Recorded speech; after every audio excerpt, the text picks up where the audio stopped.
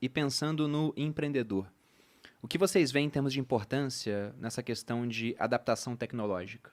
Como é que você pode falar? Para o cara que está empreendendo é muito importante ter tais habilidades. É a mesma coisa? Tem que buscar algo diferente? Legal. Eu vou seguir uma linha que acho que ficou legal aqui na nossa conversa de Microsoft, né? Tem uma das ferramentas da Microsoft chamada Power BI, tá? BI é o conceito de Business Intelligence, inteligência de negócios, tá?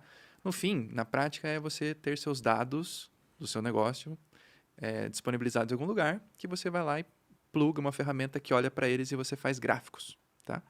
Eu acho que isso é o básico. Por exemplo, os empreendedores, no caso que a gente citou do evento do Joel, não tinham seus dados computados e nem conseguiam visualizá-los instantaneamente dentro do aplicativo. O Power BI está aqui, ó.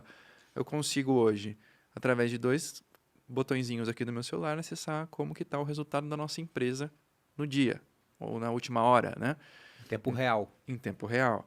Então, eu acho que, assim como eu dou um conselho para todo mundo que trabalha comigo, que não é de tecnologia, eu dou um conselho. Eu falo assim, ó, se você está executando uma atividade repetitiva mais de 3 vezes, se incomode muito com isso. Porque tem alguma pessoa lá na Índia que já automatizou isso, ou aqui no Brasil. Ou do Então, seu lado. e hoje, antes eu falava, está na Índia. Hoje eu falo assim, está, sei lá, no Power Automate. Tá muito fácil de você automatizar isso. Então, se questione. Esse é o conselho. Para o empreendedor se você está indo para o papel, fazendo conta todo final do dia, para ver como foi o fechamento de receita da tua empresa, também tem algo errado. Você deve estar gastando ali, sei lá, 20, 30% do seu dia em algo que o computador poderia estar fazendo para você, né?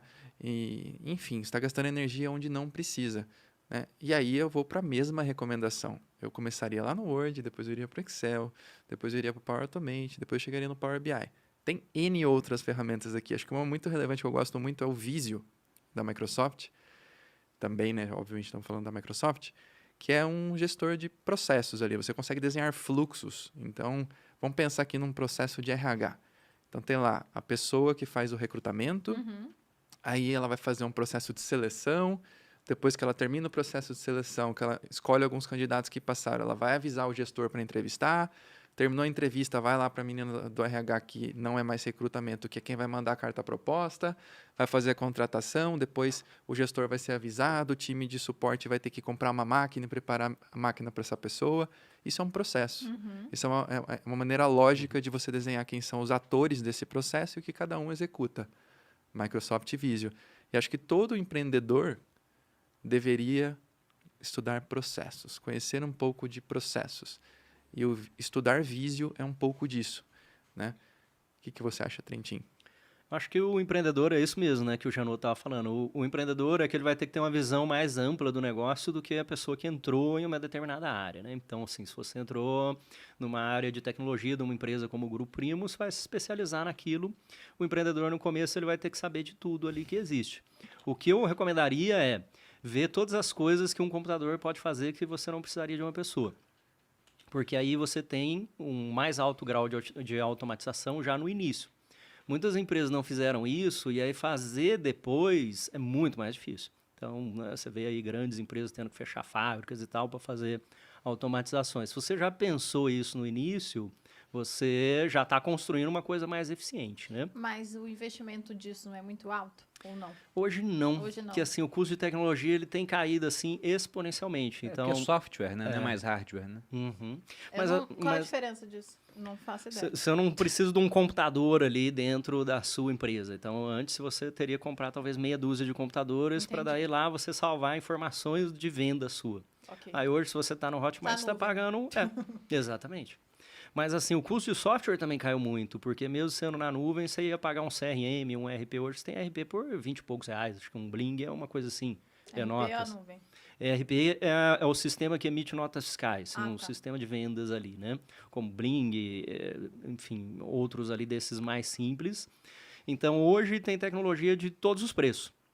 Aí você pode começar ali com as coisas mínimas. O que eu faria é construir qual é a minha cadeia de valor. Então, vou precisar de vendas. Aí, dependendo do que você for fazer algum tipo de operação, sei lá, vou montar uma loja de bolos. O que eu preciso de vendas? O que eu preciso para controlar as tarefinhas disso? Estoque. Aí eu vou olhar os softwares que existem para isso, escolher uma combinação deles e aí depois pensar nas pessoas e processos. Porque o trazer a tecnologia antes, hoje, ela permite você otimizar os outros. Evita desperdício, né? Otimiza os processos. Eu imagino, a mãe do Bruno adora abrir empresas. Eu ia falar isso. Uhum. Abrir e quebrar empresas, mas enfim. Abrir e fechar. E aí eu lembro que uma vez ela tinha aberto uma hamburgueria e a gente perguntou pra ela quanto custava o hambúrguer.